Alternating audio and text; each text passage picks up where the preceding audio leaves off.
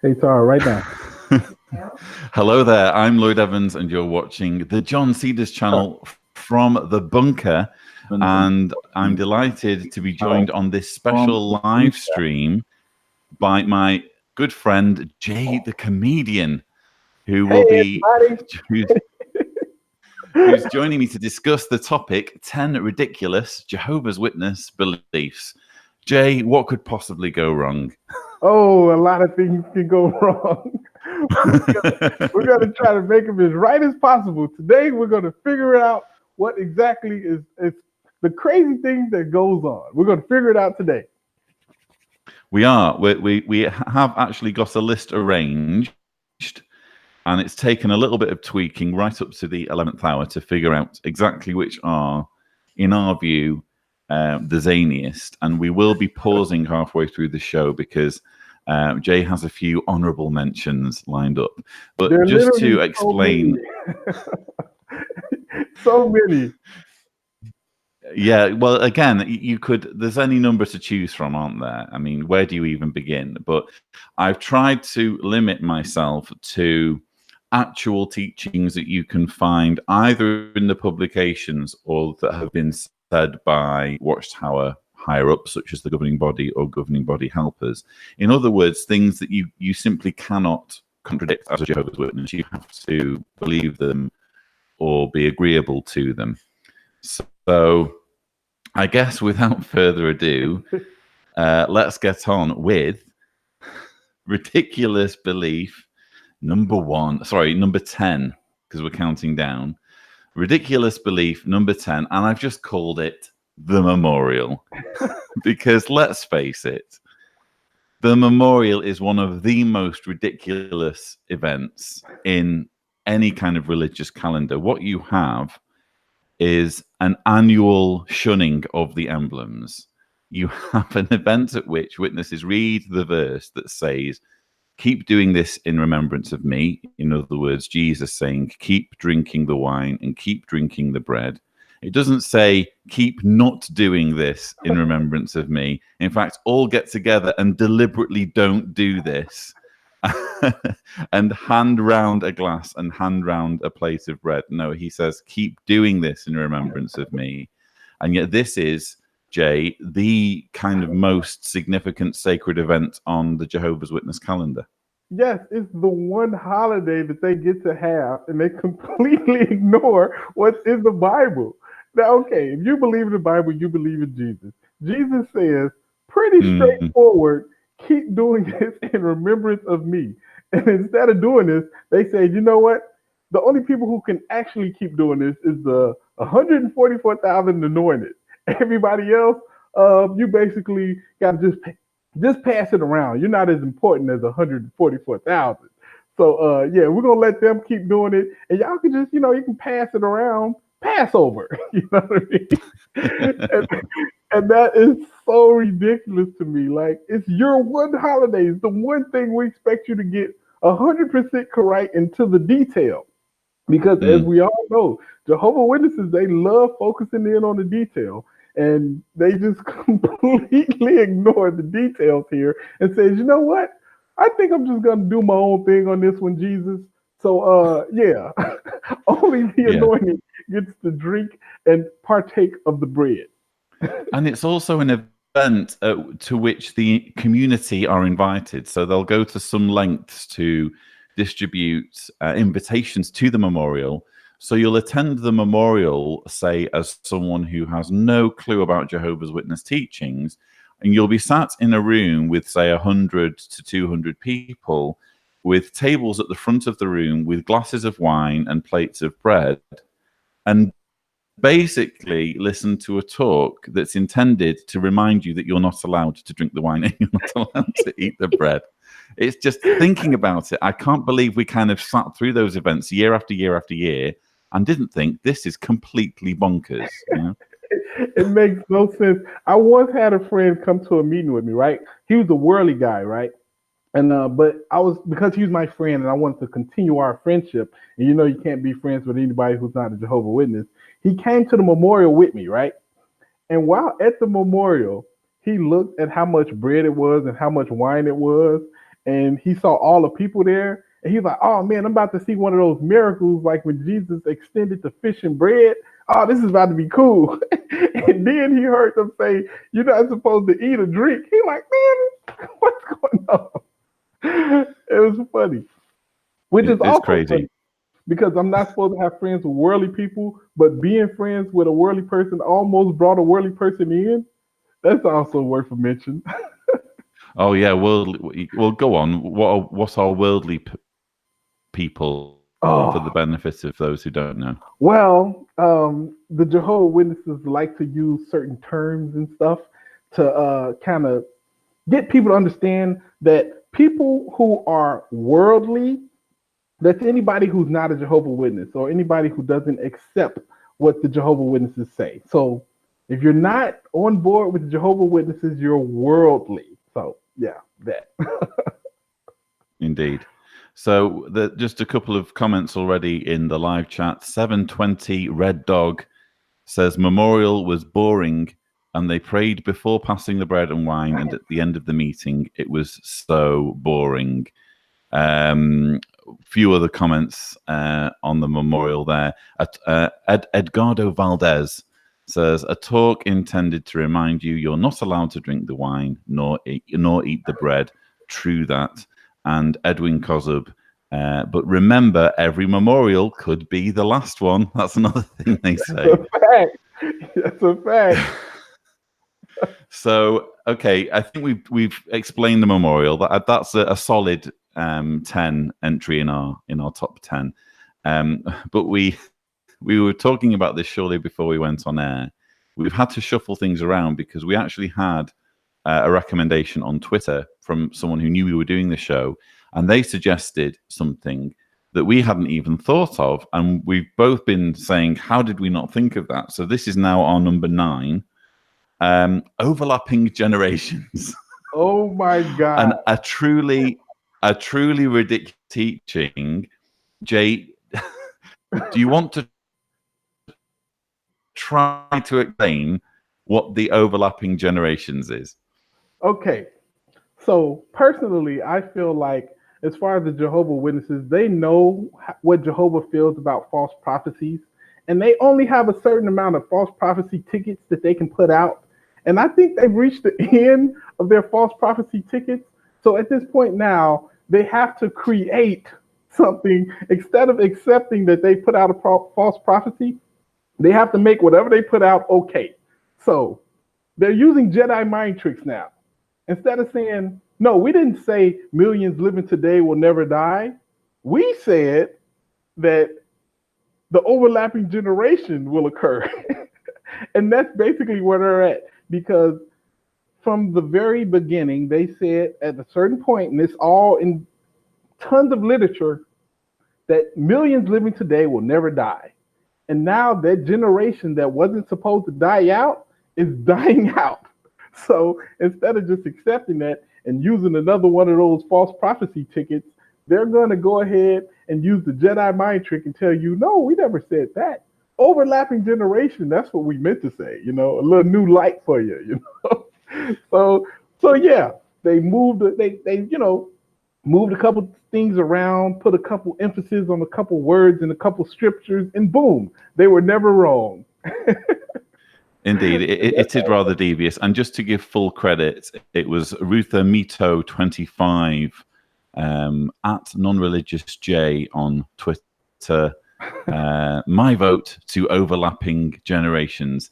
And just so that we have the official Watchtower teaching, because I'm mindful of anchoring this in fact, in what Jehovah's Witnesses are required to believe. Absolutely. I have the original understanding, which first came out in the 2010 April 15th Watchtower, pages 10 and 11. Although we cannot measure the exact length of this generation, we do well to keep in mind several things about the word generation. It usually refers to people of varying ages whose lives overlap during a particular time period. It is not excessively long and it has an end. How then are we to understand Jesus' words about this generation? he evidently, there's a Watchtower word for you, he evidently meant that the lives of the anointed who were on hand when the sign began to become evident in 1914 would overlap with the lives of other anointed ones who would see the start of the Great Tribulation. That generation had a beginning, and it surely will have an end. The fulfillment of the various features of the sign clearly indicates that the tribulation must be near. By maintaining your sense of urgency and keeping on the watch, you show that you are keeping up with advancing light and following the leadings of Holy Spirit. I think we've still perhaps not done justice to what the teaching actually is, although you made some excellent observations. So when Jay and I were growing up, we were told that Matthew 24, in Matthew chapter 24, when Jesus referred to this generation will not pass away before all of these things occur, this generation referred to the generation that were alive and cognizant of the events of 1914. That generation that witnessed the events of 1914 would not die away, would not all die before Armageddon came. Around 1995, they started fiddling with that teaching because it became apparent that either the generation were already dead or they were soon going to die. I think you can actually, incidentally, if you go on super centenarians on Wikipedia, you can track down maybe a handful of people who are still older than 1914, but they really are, disappearing fast. We're looking So for anyway, Watchtower. 120-year-old Jehovah Witnesses out there that's also anointed. So apparently there's millions of them still alive. Right? It's not enough to be physically old enough to have witnessed the events of 1914. You have to be a Jehovah's Witness, and exactly. You have to exactly. So anyway, the teaching went through a number of changes, and then in 2010 they settled on this explanation, which goes something like this: okay, instead of it being a generation singular, we're going to make it a generations plural, so that two generations are effectively one. So the generation that witnessed the events of 1914 is one part of the generation, and their colleagues, their associates, people who were alive at the same time as them, are also part of this generation. This is basically butchering the English language, because generation quite clearly refers to a single generation rather than two generations. And if you're going to make it two generations, why not also 3, 4, 5, 6, 7? Where do you stop? This is why I say Jedi mind trick, because if you tell anybody else those words, by generation we mean literally everybody. So it's like, wait a second, that's not how generations work. That's not how that word works at all. But no, you just gotta accept it. The Jehovah's Witnesses hear that and they say, you know what? You're right. It don't make no sense, but you're right. I'll go with that.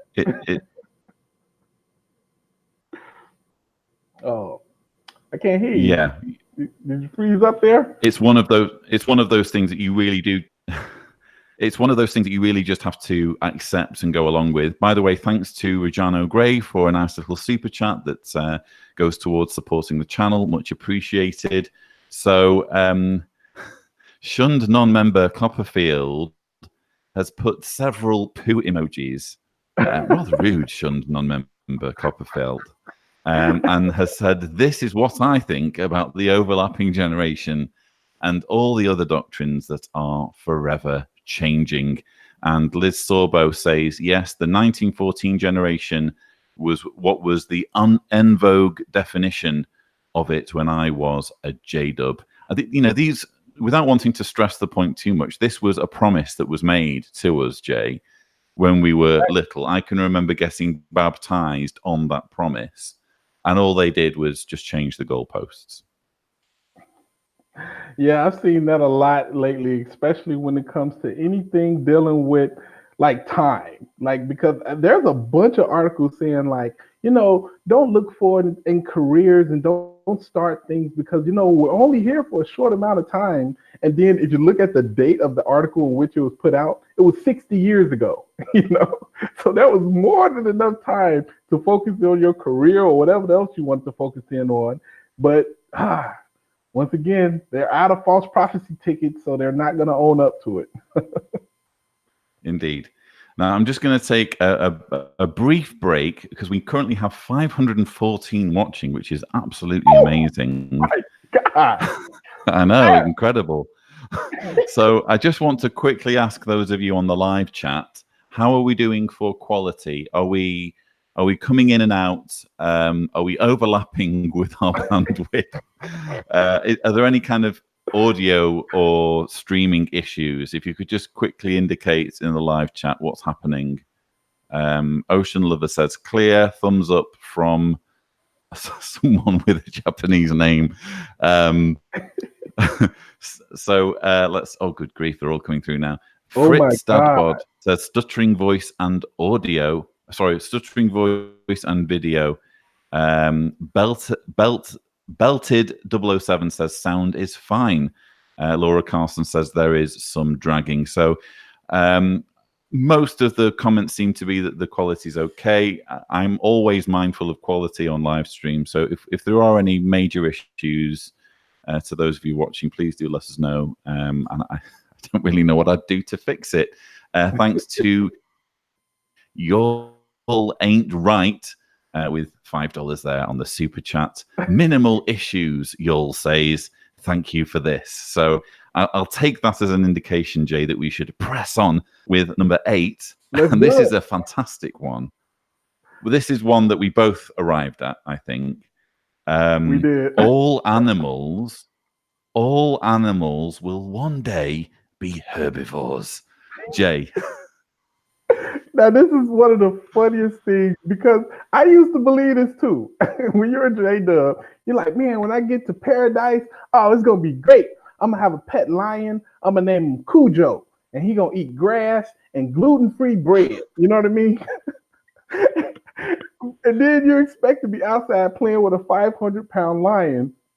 And it didn't say he was going to like lose his claws and fangs and get like herbivore teeth and jaws.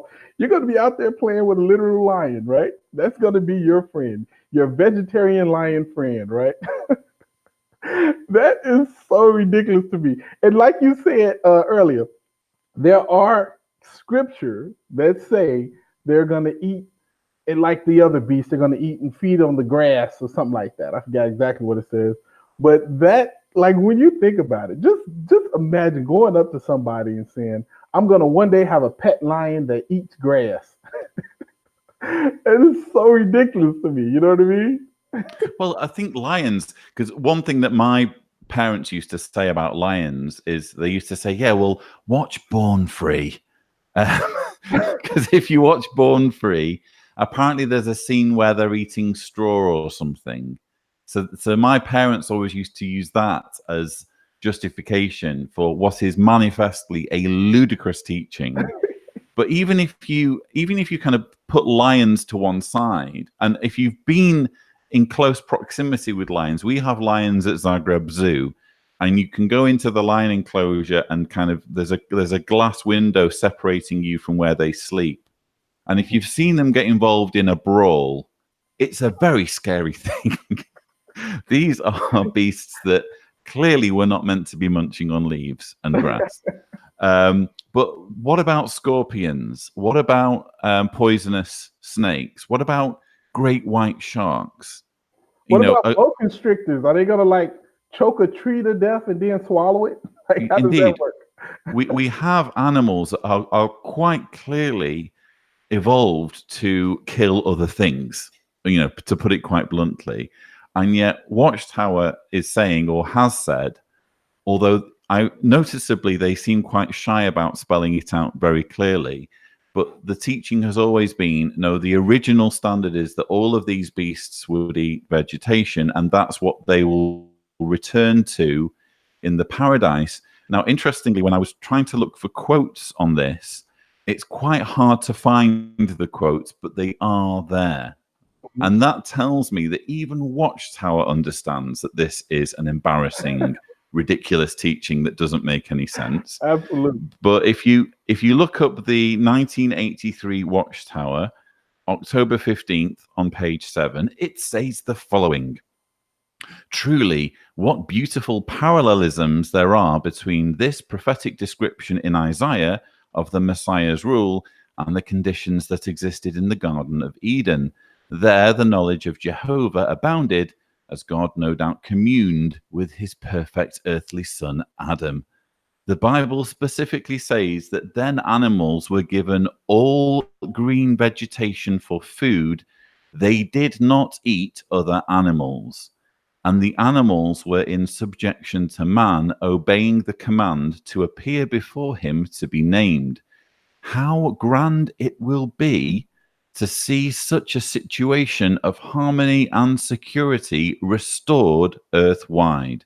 What a privilege it will be to enjoy a glorious earthly paradise in which all people love one another, and where this conditional love for one another, and where this grand peace among humans is even reflected in the cessation of hostilities in the animal realm. Indeed, the Bible does promise an earthly paradise, a cessation of hostilities. I love that language.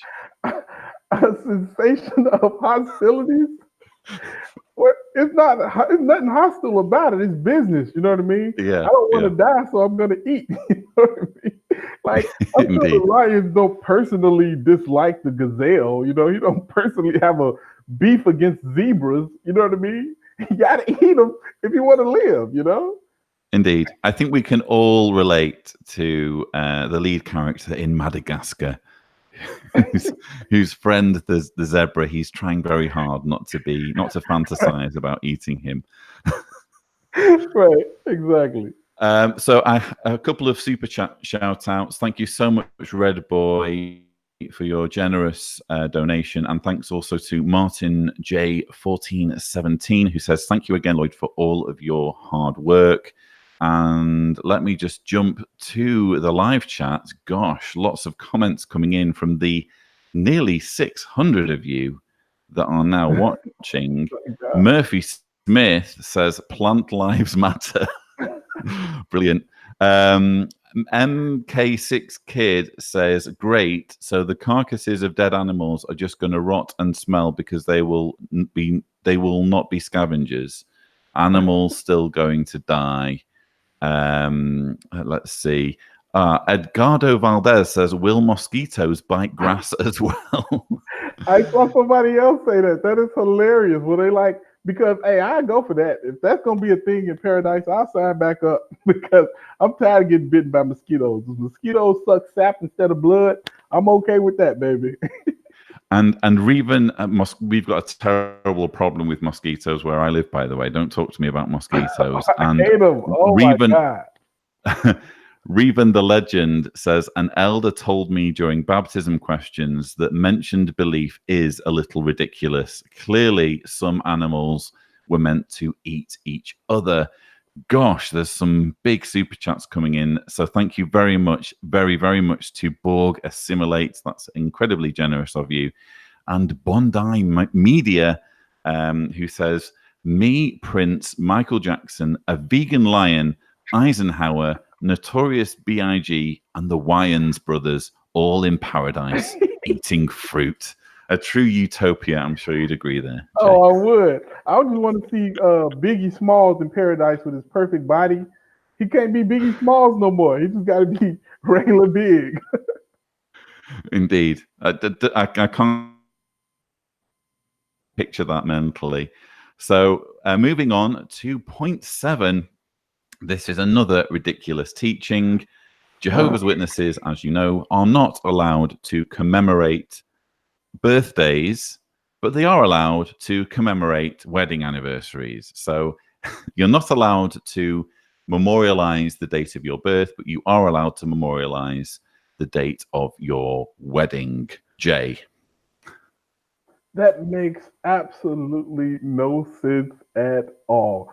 Because, of course, they believe also, which is kind of funny, you can't just have a birthday party without somebody getting their head cut off.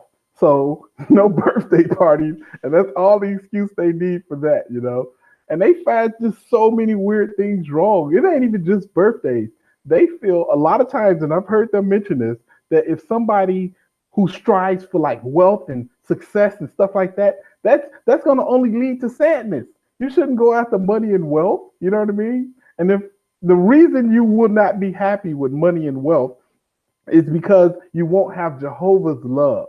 And if I had to choose between wealth and Jehovah's love, I'm probably gonna choose wealth because even if I didn't have Jehovah's love, I can take that wealth and take a private jet to, Hawaii. I'd be sad. I'd be on my jet ski, super sad, and I'd be crying as I do donuts in front of my private yacht. You know what I mean? So yeah, if I had to choose between wealth and Jehovah, I probably would choose wealth. But anything that makes that personally brings happiness to you, especially your birthday, they do not like it. They're like, no, don't celebrate yourself. Don't do anything that puts the emphasis on your self worth. Anything that makes your self worth important, like Yeah. wealth or birthdays or anything else, don't look at it. We can celebrate a union between two Jehovah Witnesses because Yeah. that only, that brings up the entire, like, it locks people in. A Jehovah Witness marriage usually locks people in because it's way harder to break up two people than it is one person from the religion. You know what I mean? So yeah, celebrate your wedding. Make sure everybody Indeed. knows about it, and make sure your wedding is important because it's a tool used by the JWs to lock you into the religion. So yeah, it's very important, right? The weddings, but your own self I, worth, th- your own I think you're birthday. right in, yeah.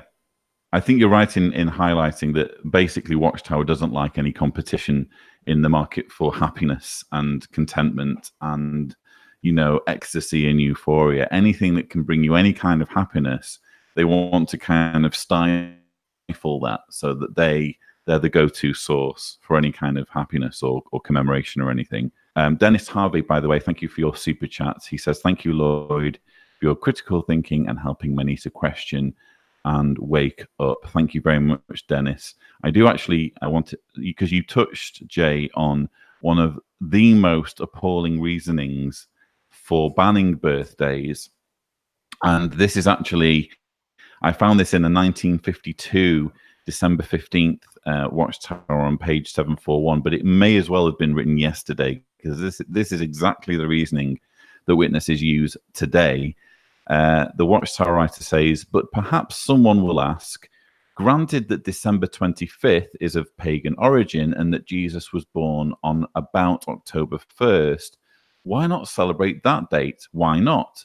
Because the very celebration of birthdays is pagan. Nowhere in the scriptures do we find recorded the date of anyone's birth, nor any record of birthday celebrations by Jehovah's servants, either before or after the time of Christ.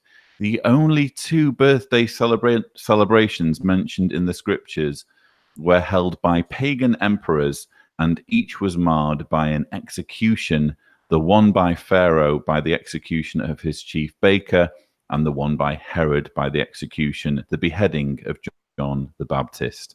So where to start?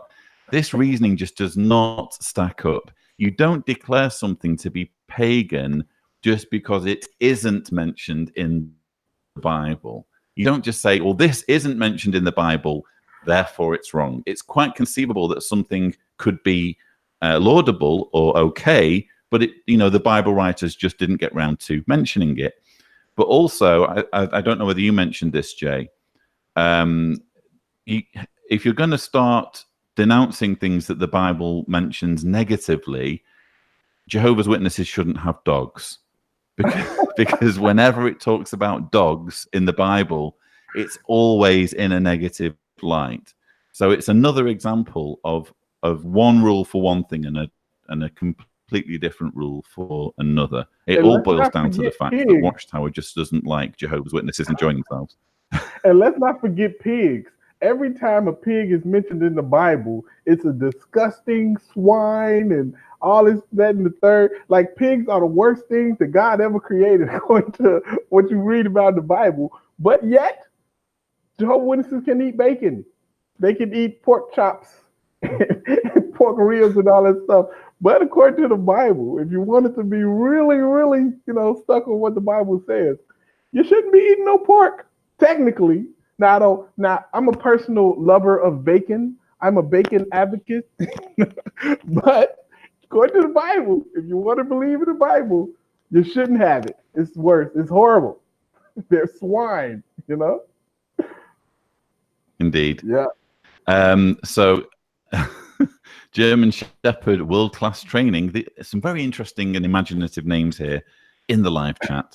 Says, my wife just waking up and had her first birthday party last night with worldly friends. She partied big time and I couldn't get her home. LOL. So happy birthday to your wife, German Shepherd World Class Training.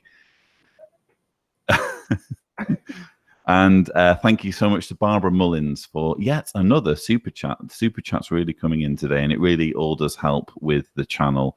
And thank you as well to all of you watching. There's now 643 watching, which is clearly this. That is crazy. Clearly, we've picked a subject that resonates. Yeah. I can't actually remember this many people watching one of my live streams before, so I've got to have you on again, Jay, it seems.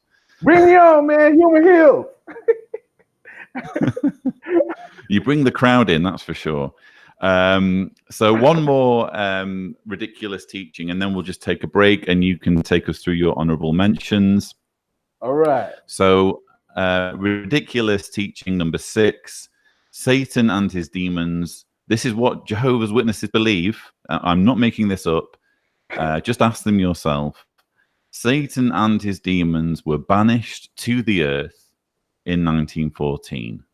So Jehovah's Witnesses pluck a scripture from Revelation that refers to Jesus or Michael, because Jehovah's Witnesses believe Michael is a name for Jesus, that refers to Michael and his angels battling with the devil and hurling the devil down to the earth.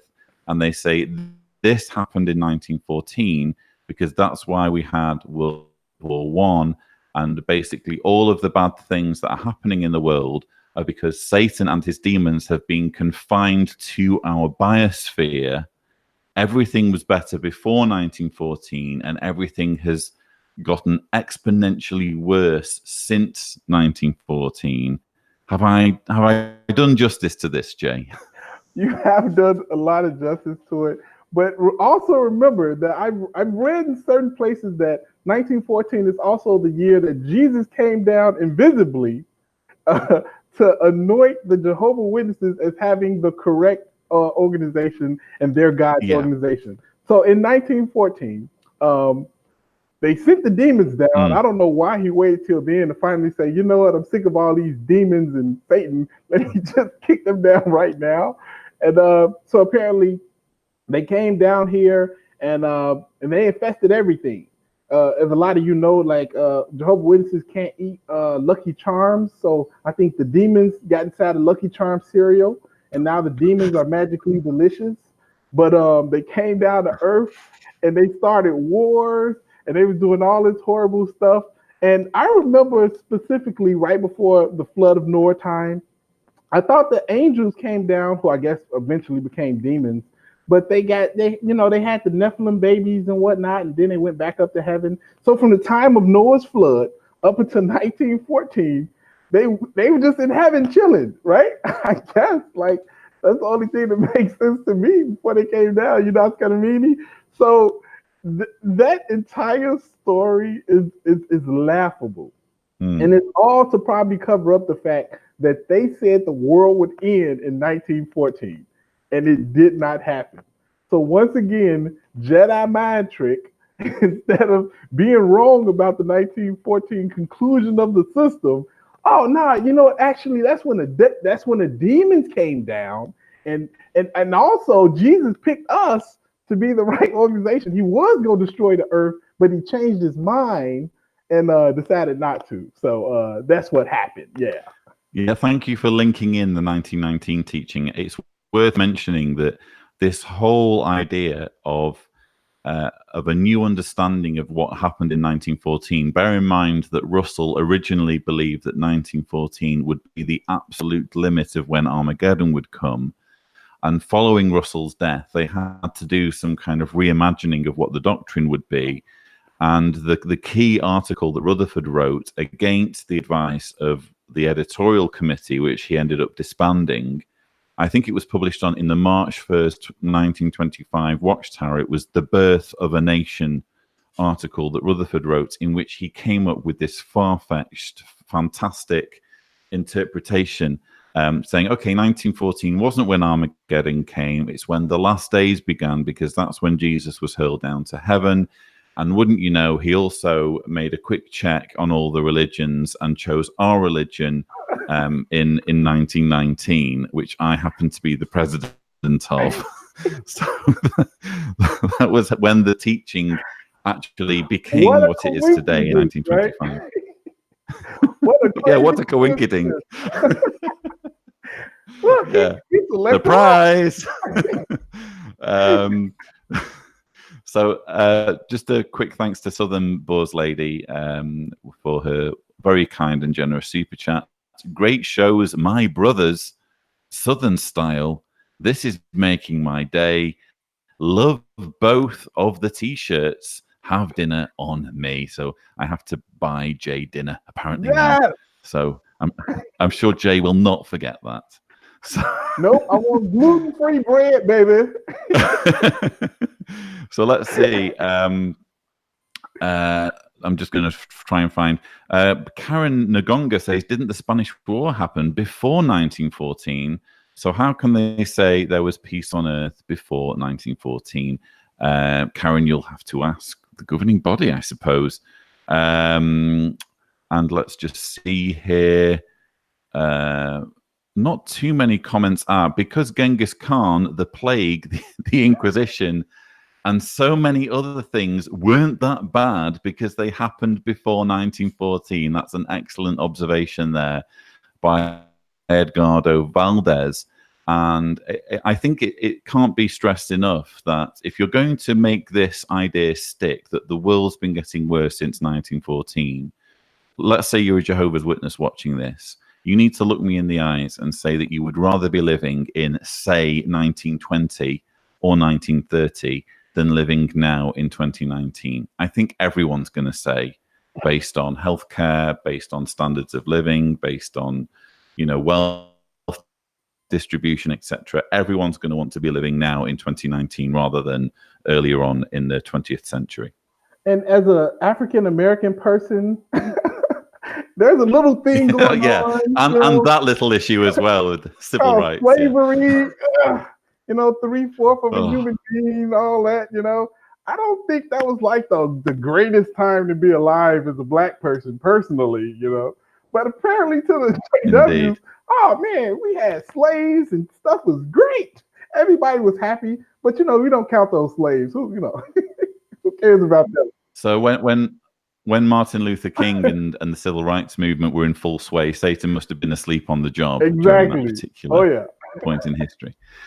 So it's now time to take a break from our 10 ridiculous teachings. Let me know in the live chat whether you're in agreement with our selection so far. Also, keep us aware of any issues with sound. Again, we're fairly limited. It's not going to be Hollywood production quality with a live stream. But if there are any major issues, just let us know. But Jay is now going to take us through a few honorable mentions that didn't quite make our top 10.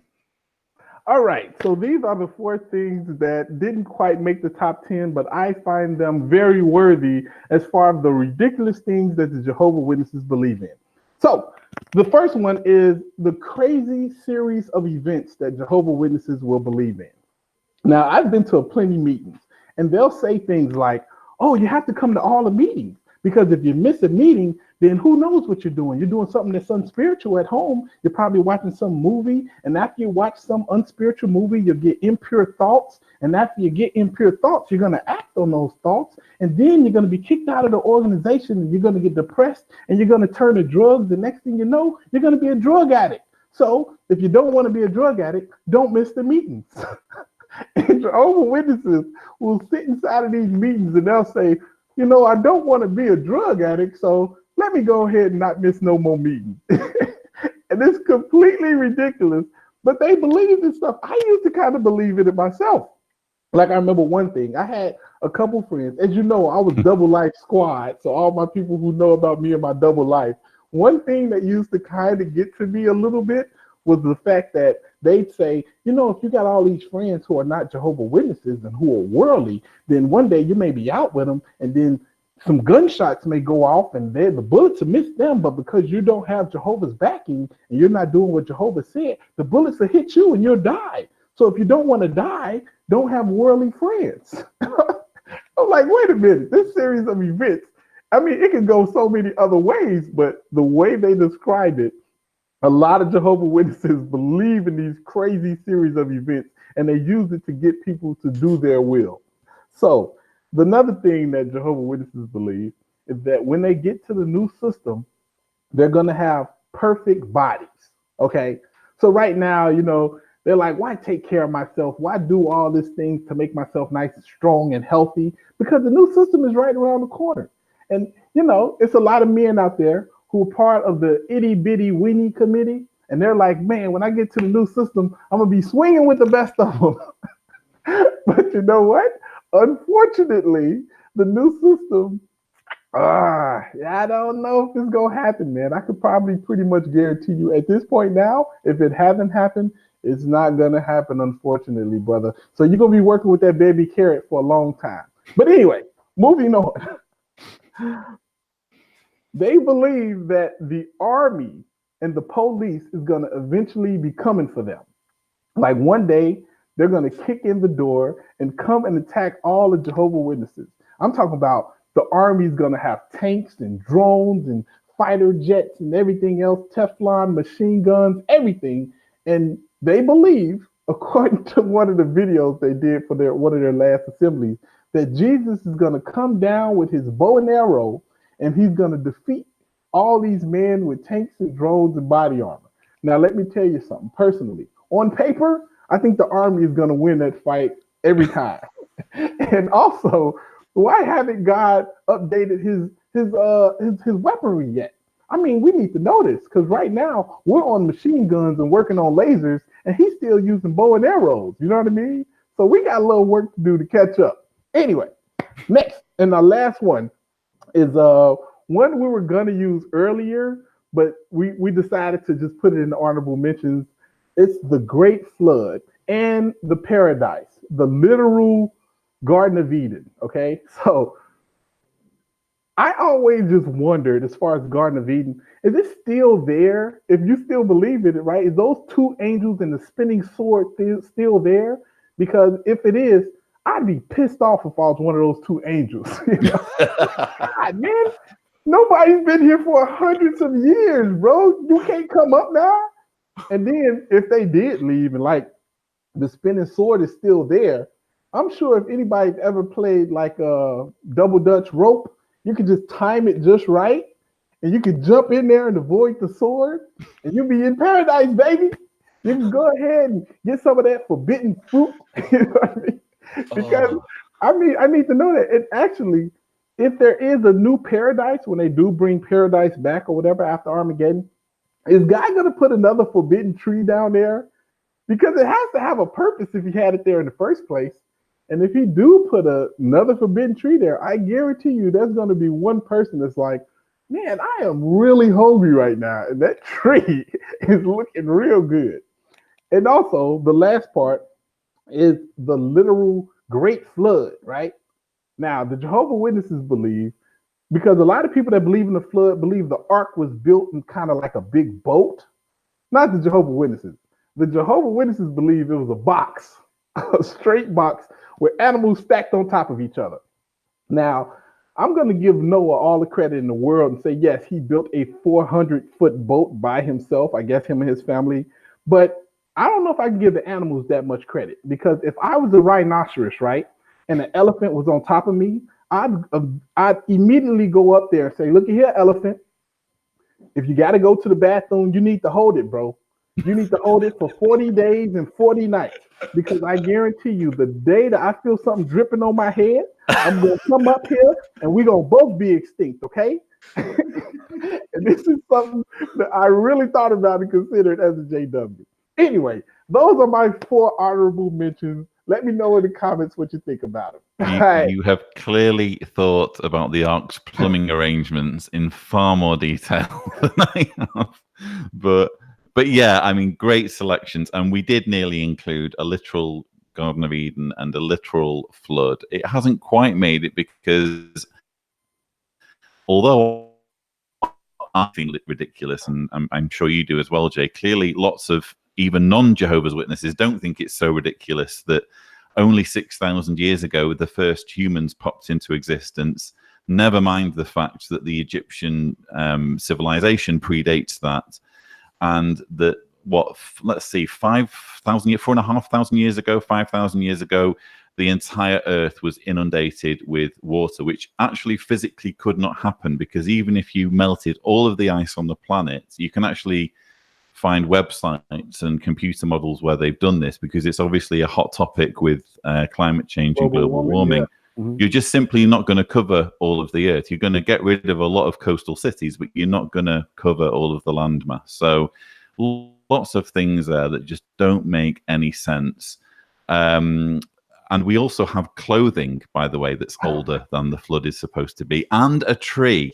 There's a certain tree somewhere that is actually older than the flood is supposed to have been. And that, if anyone knows anything about trees, it's that they die if you submerge them in water. So, by the way, what's his name? Bill Nye does a brilliant argument. He goes through all of the scientific reasons why the flood couldn't happen. If you look up the debate between Ken Ham and Bill Nye, he does a fantastic job of dismantling the whole Noah's Ark thing. I do need to thank Borg Assimilate for an incredibly generous super chat, and also SP, who says, hello from Minnesota, USA. Thank you for your hard work that brings comfort and orientation to the thousands who are waking up. Catch the wave, he says. And Elizabeth Solars, is that one of your sayings, Jay? You've got a number, I know. Catch the wave. What did you say? Catch the wave? No, that's not me. Catch the wave. Is that one of yours? No. Okay, you're going to adopt it. Okay. I will. And Elizabeth Solars says, I just wanted to say thank you, Lloyd, for helping me wake up. Wow, that's a lovely message. And I'm very pleased to have played some part, if you feel I have done. Thank you very much indeed. So back to our list. Amazing that not amazing, that we've still got some to go through after we've been through so many, but we do have some juicy ones, including number 5 in our list of ridiculous teachings, 607 BCE. Now, if you're a Jehovah's Witness watching this, you might be shrugging your shoulders and saying, what is so ridiculous about believing that in 607 BCE, King Nebuchadnezzar destroyed Jerusalem? Well, what's ridiculous about it is that Jehovah's Witnesses are the only people who say that that happened. It just so happens that if you're going to pick a period in history in which to just invent a date that fits in with your theology, the period in history that you absolutely leave alone is the Neo-Babylonian era, because those guys wrote down everything. They had clay tablets for even the most menial business transactions, and they kept thousands of these tablets, noting carefully the dates and the years and the king who was in office, so that you can put together an unbroken timeline of exactly which kings ruled when, and you can corroborate this timeline using astronomical observations, so that it could only have been a certain year according to the positions of the sun, and the stars, etc., it's undeniable that Jerusalem was not destroyed in 607 BCE. Rather, it was 20 years later in 587 BCE. So to suggest that Jehovah's Witnesses know better than not just historians, not just archaeologists, but also pretty much everyone who was living in the Neo-Babylonian era and keeping records is truly ridiculous. A rant over. I could not agree with you more. There's tons and tons of evidence that shows that it was actually 587 BC in which Jerusalem was destroyed. Now, I am not big into research, and I knew that, okay, because it's just simple mathematics. And this is the thing about Jehovah's Witnesses. A lot of times, people will say that Jehovah's Witnesses cannot think for themselves. And for the most part, they can't. But when it comes to this, they really think for themselves. They don't care what math you bring them. They don't care what tablets you give them. They don't care. Yo, 607 BCE, that's when it happened. We don't really care what anybody else has to say. We don't care about your evidence or your logic or your reasoning. None of that. It was 607 and that's it. So this is one of the few times that I can say with confidence that Jehovah's Witnesses think for themselves. It's not a group think thing, because they definitely will not listen to any reason, logic, or evidence that absolutely points to 587 BC instead of 607 BCE. So this is just one of the times that, like, wow, Jehovah's Witnesses, all right, just take that, ability to think for yourself and use it with everything. You know what I mean? Like, just question everything. That's what I would advise. Boom. Indeed. And I just think there's a certain arrogance to suggesting that you know better than experts who have devoted their entire lives to studying a certain subject, to studying the Neo-Babylonian era, and that they would involve themselves in such a silly conspiracy with no apparent motive of suggesting that 587 destruction happened rather than 607. It's far more likely that this is a case of Charles Taze Russell getting his dates mixed up and falling prey to 19th century quackery and nonsense that was being circulated at that time. But amazingly, this 607 teaching is still being clung to by Watchtower here in the 21st century. It just is outrageous. Are there any other religions that I'm just believe in checking a on a paradise? few of the comments. What's that, sorry? Are there any more religions that believe in a paradise after Armageddon other than Jehovah's Witnesses?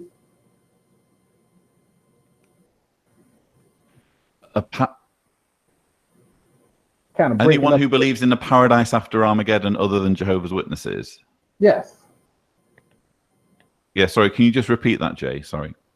Are there any other religions that believe in paradise? Sorry, can you just can you repeat that? I got you. All right.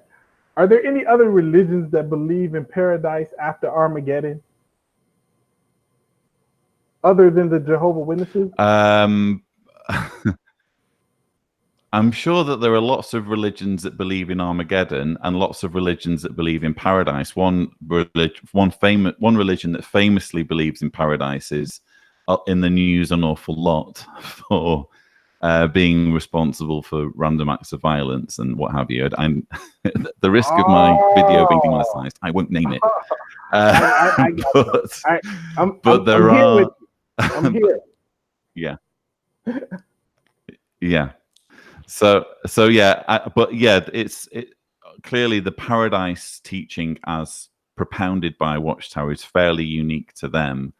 And what's interesting, again, I don't know whether this is the point you're making, Jay, because the 607 thing is unique to Jehovah's Witnesses. And Jehovah's Witnesses, I think it's safe to say, are unique in saying that there are two types of Christian, some who go to heaven and some who live on the earth. Is that the way you were going? Yes, that's exactly where I was going. Okay. The whole 140. I'm just trying to. Go ahead. Go Indeed. ahead. So David Gonzalez 2 says, to me, it would make more sense to make 587 the beginning of the Gentile times instead of overlapping generations. That's a good point, David, because you're at least buying yourself another 20 years, aren't you? The generation that saw the events of 1934, they're still around, or at least some of them are. And Carol Ann Logie says, without 607, 1914 does not work. The maths don't fit. And Genie 712 more says, I couldn't give a rat's arse about 607. Genie being very assertive there about her lack of interest in this subject. So we'd better move on to with, let's see, 659 now watching. Good gosh. Right. Okay. Oh my God. To ridiculous teaching number 4. Yes, we're in our final 4. And this is an interesting one. God, the creator of the universe, the almighty sovereign ruler of all creation, wants human beings to record how much time they do in preaching. Jay. I must have missed the scripture in which Jesus told his apostles, you once were fishers. Now I need you to become fishers of men for at least 80 hours a month. And don't forget to turn in your time to Jesus at the end of the month after the Kingdom Hall. I missed part of that scripture. I remember him saying become fishers of men, but I don't remember anything about turning in time or being a pioneer or auxiliary pioneering or anything like that. Those are all very unique to the Watchtower Corporation. I've never heard of that. And I think that the Bible would have probably put a little bit of emphasis on that because it's so important as far as what the Jehovah's Witnesses believe right now. And even now, if you were to be a Jehovah's Witness, right, and you were to put in 1 million hours a month, they will tell you it does not guarantee you're going to get into the new system. It does not guarantee or make anything more possible than if you put in 1 hour a day.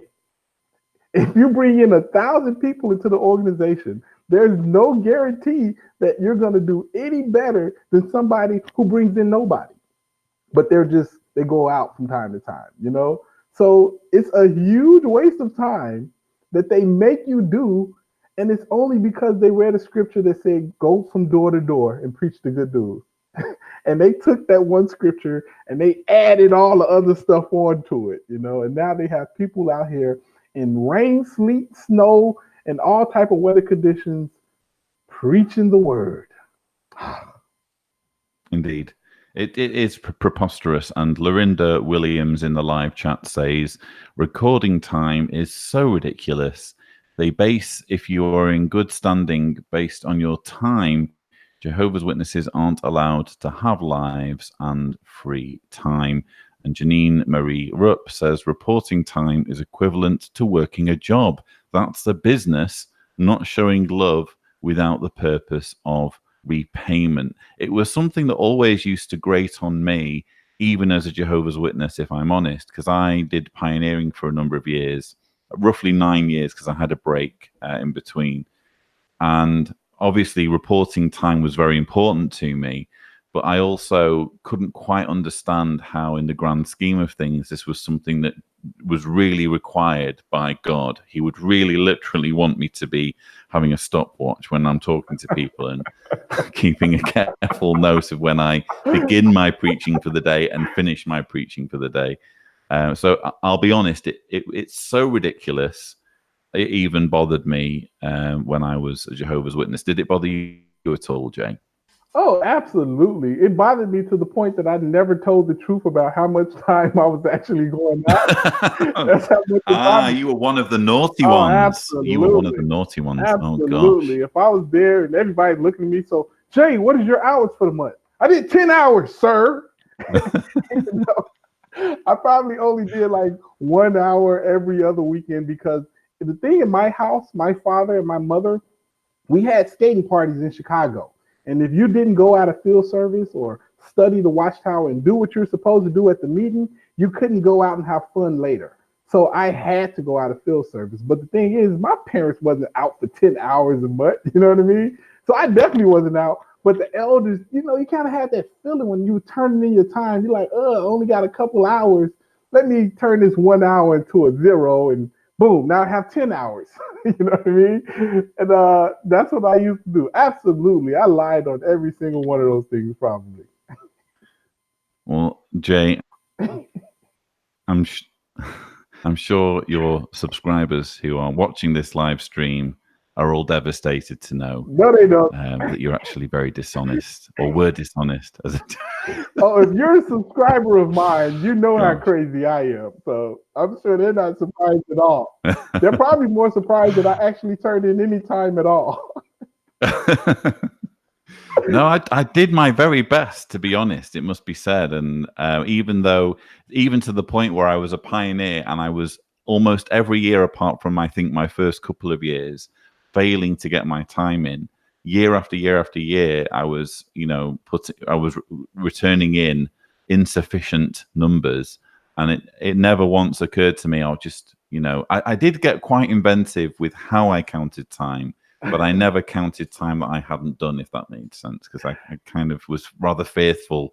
Were you not fearful of divine judgment, Jay? Well, this is the thing with me. As I was a Jehovah Witness coming up all the time, I was always looking at everybody kind of weird because everybody was saying how happy they was and how much they enjoyed being a Jehovah Witness and how fun it was. And I thought that I was crazy because I was the only one that was like, and this is not fun at all. I don't enjoy any parts of this. I actually hate it. So not too long after I got baptized, I figured like, okay, I'm gonna die. It's over. It's nothing else I can do. No matter how hard I try, I know how I feel, and if I'm being honest to myself, I'm definitely gonna get destroyed at Armageddon. So at that point right there, I made the decision to just live a double life. I'm gonna do this outside the hall, and I'm gonna do this inside the hall, and that's just the life I live. Thus, me. Fair enough. Well, we'll have to figure out our way of navigating these things, and the main point is you made it through in the end, I guess. Ah, thank God. So, closing in on our final 3 ridiculous teachings, we have the governing body rapture, which is a fairly recent teaching that I'm not sure the majority of Jehovah's Witnesses are able to get their heads around, or perhaps they're not even aware of it, because the word rapture always had negative. In fact, I don't think even the publications still use the word rapture, but they do describe something that is essentially the rapture. And this is a fairly new teaching, hence not many witnesses will know about it.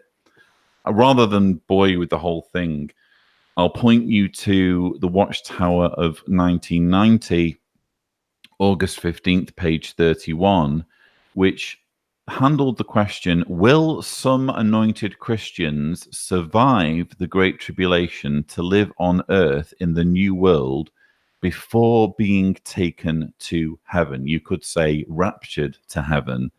And the answer that the article gave was very wishy-washy. It basically laid out the reasons why either some anointed might survive through Armageddon to the new world before going to heaven, or the anointed might all go to heaven before Armageddon. So they basically played both sides. And very interestingly, in the final paragraph, they said, it certainly is fine that God's people are keenly interested in peering into how he will direct and reward his servants. This reflects their confidence that his will is going to be done, though we cannot and should not be dogmatic about particulars. We can eagerly look forward to what will occur. So whereas in 1990, they were playing both sides and saying we should not be dogmatic, in subsequent articles, they did decide to start being dogmatic. And the current teaching is summed up in the October 2019 Watchtower on pages 17 and 18, where it says, during the Great Tribulation, a change will take place regarding the brothers who take the lead on earth. At some point, all anointed ones who are still on earth will be gathered to heaven to share in the war of Armageddon. This means that the governing body will no longer be with us on earth. Jay, that sounds to me like a rapture. Well, I kind of hope that rapture happens. I really do. I think that would be so funny. Like, everybody just doing their own thing. Tony Morris is at the Bottle King, and then all of a sudden, he's in line. He's in line, right, at the Bottle King, and the cashier like, oh my God, there's a lot of liquor you're buying. And Tony's gonna be, of course, like, well, I can't turn water into whiskey, so I gotta buy this liquor. And then he get raptured up right in front of the cashier while still holding like 4 bottles of whiskey. She's like, sir, you have to pay for that. And he just goes up into heaven. I think that would be the funniest thing in the world. Of course, the rapture is ridiculous, but I remember seeing several videos where Tony kind of sounds a little bit excited at the opportunity to come down and destroy some of us evil apostates. And I'm going to tell you now, I think one-on-one, I could take him. Even in angel form. Wait. When you say you can take Tony Morris, do you mean with or without his inebriation? He got to be sober. I don't know. I don't know. I don't want to face an inebriated Tony Morris now. They come down here, choke me with some tight pants, and hang me from a tree or something. I don't want an inebriated Tony Morris, boy. He get extra powers then. Oh, good grief! So you're right, though. He has. It wouldn't actually surprise me if Tony Morris was a driving force behind this quote unquote new light, because it does seem to have come in sort of around when he would have been rising through the ranks. But yeah, as I've pointed out in previous videos, the truly kind of bizarre thing about this teaching is that effectively the governing body is saying, not just join us or die, but join us or we will kill you. We are literally going to involve ourselves in your slaughter and annihilation, which doesn't sound particularly friendly or particularly like, I don't know, an organization whose slogan should be love never fails. Except for when you become raptured up into heaven. Then it's loving destruction at that point, right? You're putting us out of our misery, I guess. Indeed. Come on, Tony, put us out of our misery. Euthanasia, I think it should be called. Yeah. Sarah Lindsay says Tony would fall off that horse. He's not exactly buff. Lou Knight says Tony Morris relies on drunk strength. Red Boy says we're just roasted hot dogs. That's another Tony Morris talk there. Where that's another ridiculous teaching, I guess. Oh yeah. Janine Marie Rupp says, I'd pray for a rapture too if I knew I would soon be indicted for concealing crimes against children. Yeah, you'd want to get out of there quickly, wouldn't you? Time to go. Bye. And Julie Evan, I must say, viewers, you are on form in the live chat. Veritable stand-up going on here. Julie Evan B says Tony Morris at the Bottle King when he gets raptured up. Awesome. And Belted 007 says, put the bottle down, Tony. We got to go slaughter the people on earth. So wonderful comments from the 679 of you who are watching as we enter our final two, or indeed our top two most ridiculous Jehovah's Witness beliefs. Number 2, I can announce, is the teaching, or how can I say, the understanding that beards are bad. Jay, do you want to try and explain this one?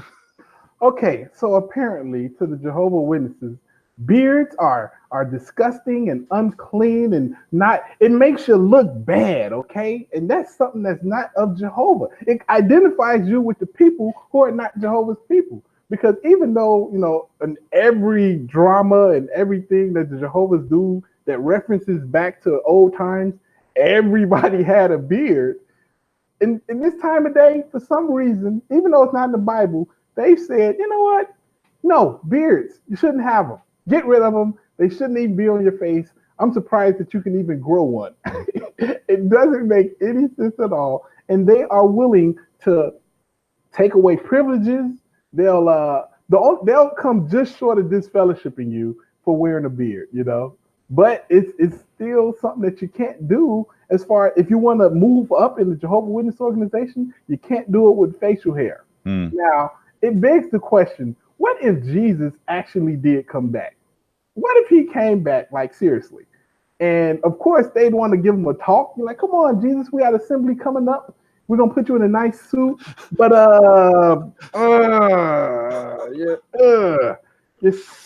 we don't need you to shave that off, Jesus, because we don't want you setting a bad example. But they'd probably take a picture of him before they do that, just in case anyone questions that this is in fact Jesus. They'd probably take a picture just to show some kind of, look, this is him with a beard. Look, it does kind of look like it would be Jesus.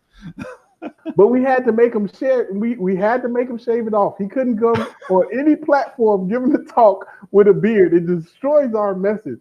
So I think that the Jehovah's Witnesses, if Jesus actually were to come back, they'd make him shave his face before he can give any talk. Like, come on, Jesus, you're not Jehovah, you're just Jesus. Okay, so you need to go ahead and do what he told us to do and shave your face, brother. Actually, you can find early Watchtower publications, and this actually gives you a clue as to when and why the beard teaching came about. Just to be clear, you can't be disfellowshipped for having a beard, and it's not even written down in the literature, you must not have a beard. This is, well, let me actually read to you from one of the most recent Watchtower quotes on this. Wow, I didn't know you could get disfellowship for having. No, you can't get disfellowshipped for having a beard. It's kind of like a. You can't get disfellowshipped for having a beard. Sorry. Yeah, your accent is. Yeah, it's kind of a quote unquote conscience matter, or gotcha. Yes, or something where they guilt you into not doing it, even though it's not written down anywhere. So in the 2016 December Watchtower on page 18. They do like summaries of some of the issues dealt with in the magazine for the year. And one of the questions that they answer is it proper for a brother today to have a beard?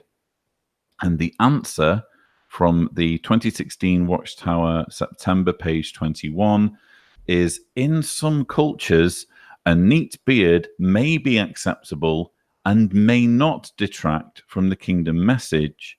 Still, some brothers might decide not to have a beard. In other cultures and localities, beards are not considered acceptable for Christian ministers.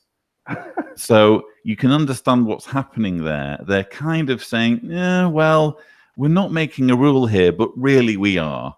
And we're going to give elders in every congregation permission to make people's lives hell if they have a beard and they're in a culture where this is deemed to be unacceptable. That's kind of what the rules are. But as I was saying earlier, in case anyone's watching this and you genuinely wonder where the beard thing comes from, it comes from Joseph Rutherford, because he, and we know this because of a report in a book by William Schnell called 30 Years a Watchtower Slave, in which he describes a conversation at the German branch office where the head of the branch office had a beard, and he asked for a new printing press, and Judge Rutherford looked at him sternly. All of this happened at the dining table, and he said, only after you shave that thing off. And apparently Rutherford was fiercely resentful of beards because they reminded him of his predecessor, Charles Taze Russell, whose legacy he was trying to steamroller and enforce his own personality on the organization, which is why from the Rutherford era forward, you actually literally get illustrations in the Watchtower publications of a clean-shaven Jesus. And this clean-shaven Jesus appears right into the Knorr presidency before common sense resumes and they start depicting Jesus with a beard again.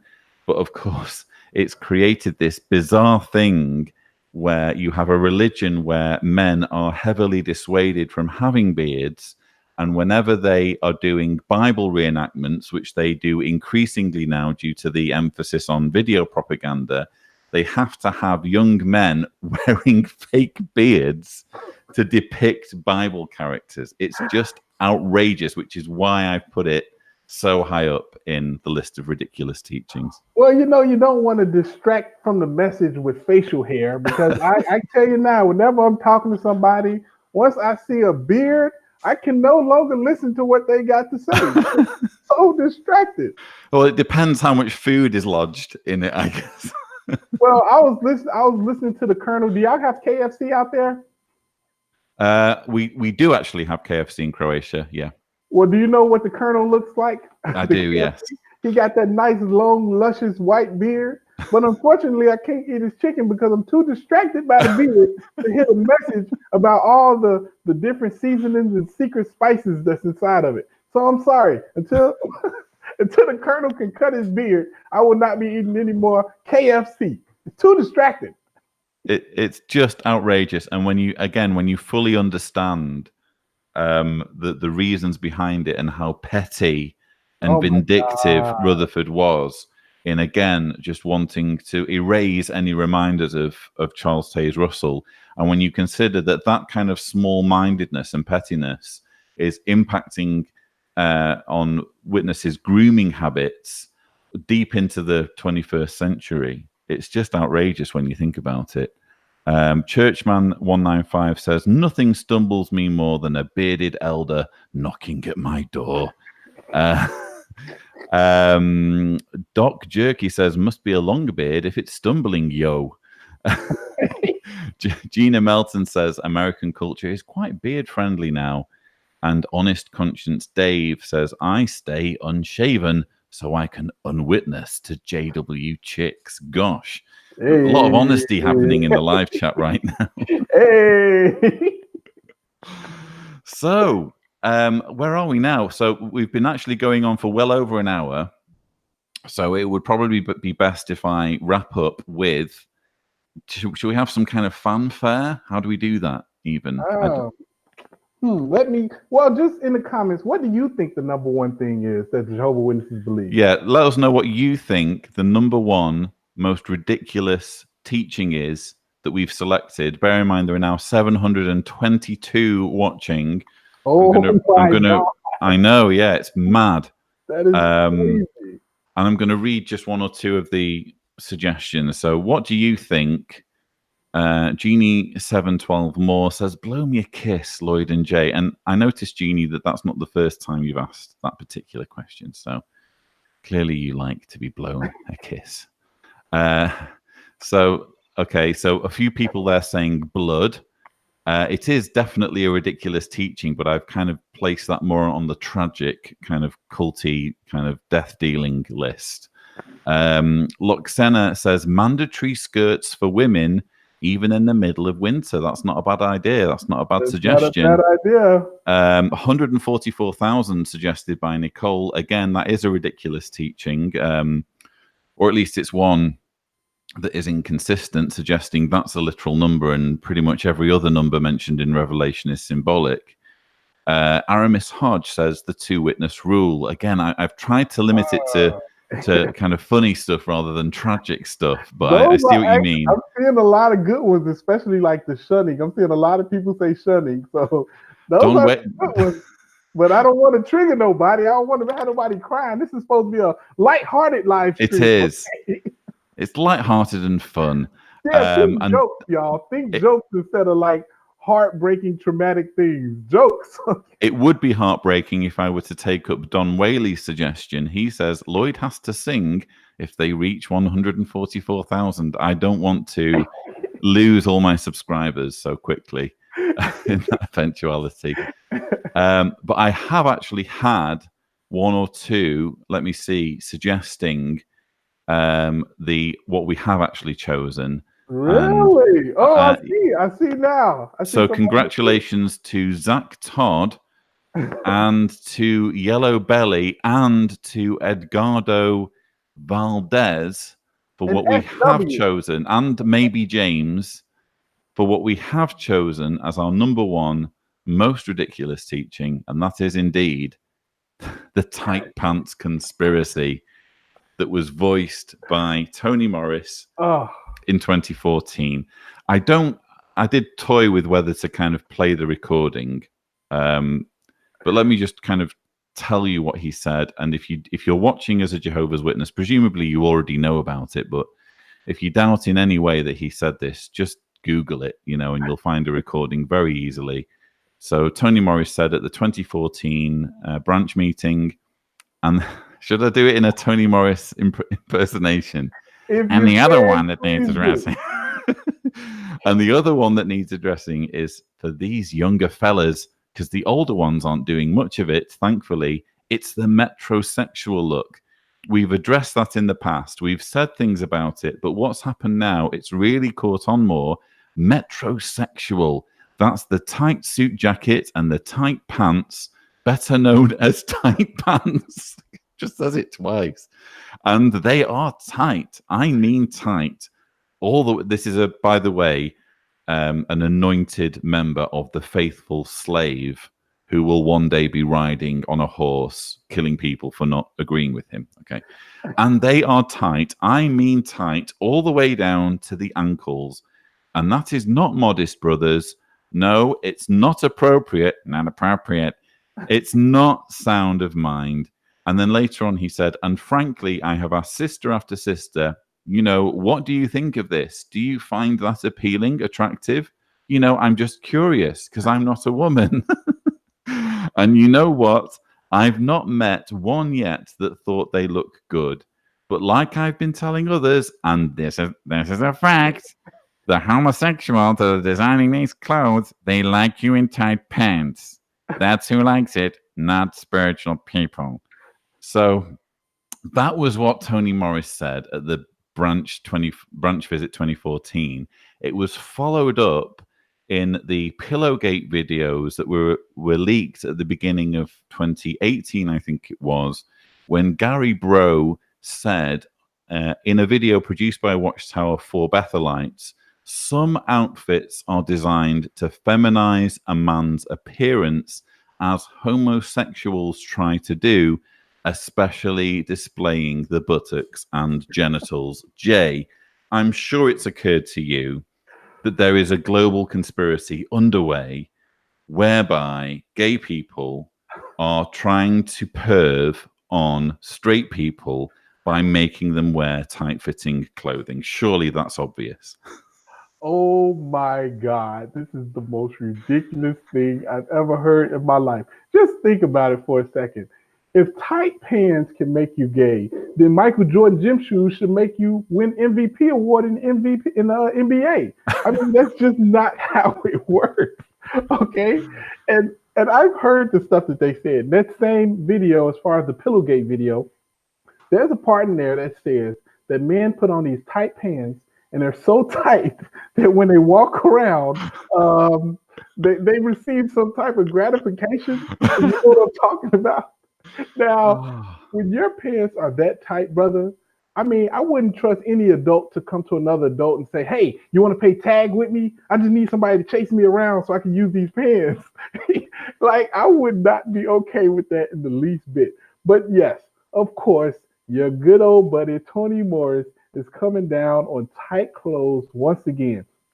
I could see him now after he get raptured up. Like, he wouldn't even destroy anybody else except people wearing tight clothing because they couldn't run away from him. You know what I mean? Like, he'll get everybody whose pants is so tight that they can't run away, and he'll be drunk on his horse, of course, like just stabbing away at all the people with the tight clothes on.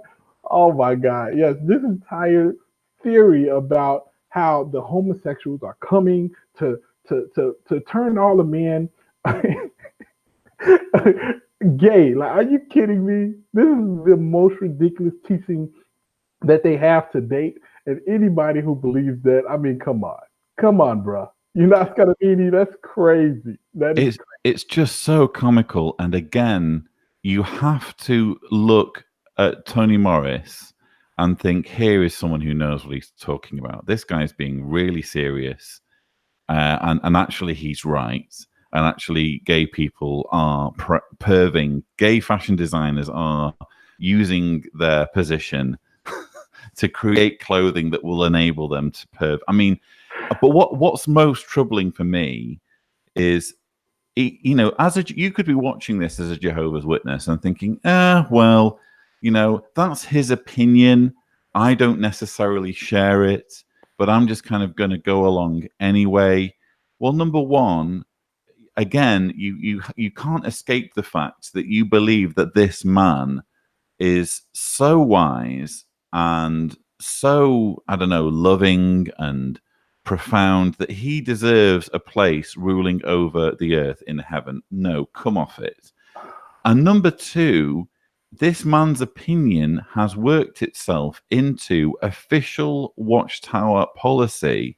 If you go to chapter 10 of the Circuit Overseer Guidelines, which was actually leaked not so long ago, these are rules and regulations that are circulated among the circuit overseers to deal with kind of issues that they may come up with in the congregations. And it actually says in those guidelines, if the body of elders agrees that a brother or sister is blatantly and deliberately ignoring repeated counsel and his or her dress and grooming is disturbing to the congregation, the elders may determine that the person no longer qualifies to share in the ministry. In such rare cases, no announcement would be made to the congregation. Now, lots of XJWs would there be saying, well, that's perfect. Yeah, going back to what we were saying earlier, Jay. I was just going to say that. That's perfect. We get a free ticket to not go on the ministry anymore. But of course, what that means, if you're a believing Jehovah's Witness, is that you're done for when Armageddon comes, because you have to be preaching in order to survive Armageddon, or else you're blood guilty. In fact, it was Tony Morris who also said that you're going to die at Armageddon if you're not preaching every week.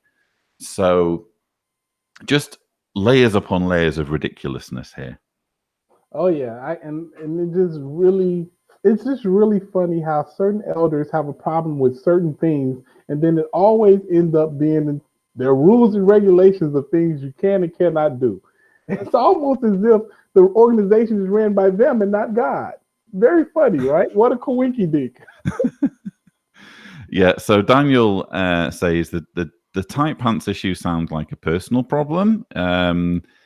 It's one of those things where he's probably protesting too much. What else? Sarah Lindsay makes a good point. She says, I think Tony has unresolved PTSD and he has a drinking problem. He often slurs his speech. Well, no arguments there. Fuzzy Electronics says, if Tony Morris was any more camp, he would be raptured into a pink tent. Good grief. Okay, what else have we got here? Oh, Mark O'Donnell. Mark, a friend of the channel, editor at JW Survey, says, I heard something about tight pants. My ears were burning. Indeed they were, Mark. I hope you're not wearing tight pants as you're watching. And one or two making comments about Pillowgate and how just utterly outrageous that was. I think it's safe to say that if anyone is watching this and they haven't yet seen Pillowgate, just drop everything, you know, and type Pillowgate into the YouTube search and set aside a couple of hours and, you know, maybe a bit of alcohol, not on a Tony Morris level, but have at least some alcohol to hand. Would that be fair, Jay? Oh, you gotta have it, because this is one of the videos about the incoming Bethel class. This is probably one of your greatest videos, Lloyd. I mean, seriously, like the amount of detail they went into as far as like saying what people should and should not do in Bethel, including humping their own pillows. Oh my God. This video is a classic, legendary video. And it's one of the things that's really funny because it's supposed to be, I guess, a secret video only for the incoming Bethel class. And the fact that everybody got to see it, oh my God. Yeah, it's worth watching. It's a long one, but it's worth it every second. Top marks, by the way, to Scott from Maine, who says, tight pants are like a cheap hotel, no ballroom. So Nice one there. But on that note, on that slightly unsavory note, we really must kind of draw things to a conclusion. Let me know in the comments whether you agree with our list. Again, it's one of those things where you could just come up with endless examples of ridiculous teachings, because let's be honest, the whole religion doesn't make sense, and you can zero in on any kind of number of policies or teachings or parts of the culture that are just nonsensical. But these are just a few kind of very clear examples that we've come up with that you can actually, again, you can pin them to certain individuals in the organization, or you can pin them to actual quotes from the literature. So are you happy with the list, Jay? Oh, I love the list. The list is very good. I was laughing the entire time we looked at it.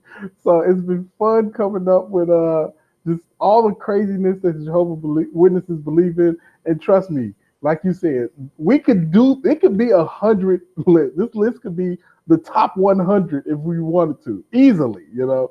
But the 10 is a good quality list of things that they believe in. It's crazy. It's a number of earthly completeness, I believe. The number I 10 think so. there. Perfect. And also credit to you, Jay, because again, I'm not aware that we've had this many people watching the live stream before. So clearly, my people are going to have to speak to your people, and we're going to have to figure out a way of doing this again. All right. If you're available. Oh, I would love that. Absolutely. Let's do this. I love like making people laugh. It's the entire reason I even do my channel. And it's the reason behind my little silly shirt, because the easiest way to get over a traumatic situation is the day that you can laugh at it. That's when you know you're really over something that's problematic, is the day you can sit back and just laugh at it, you know? And that's the reason I do what I do. And I really thank and appreciate the opportunity you've given me to sit out and have jokes with you, Lloyd. I really appreciate it, man. I couldn't agree more. It's one of those things where when we're dealing with cults, if we're not laughing, we're crying. So we may as well laugh. And there's certainly plenty that we can laugh at. And you've been superb in helping us do that. So thank you, Jay. And if you haven't yet checked out Jay the Comedian, there will be a link, if there isn't already, in the description. So please head on over there and subscribe. You will not be disappointed. So Jay, thank you so much for joining me. And thank you to all 700 currently watching, and those who were watching previously who've not made it to the end for whatever reason. It's been lovely to have you along with us. But that's pretty much all I've got for you. Don't forget to subscribe for more such videos. And as always, as I scramble to find the stop broadcast button, thank you for watching.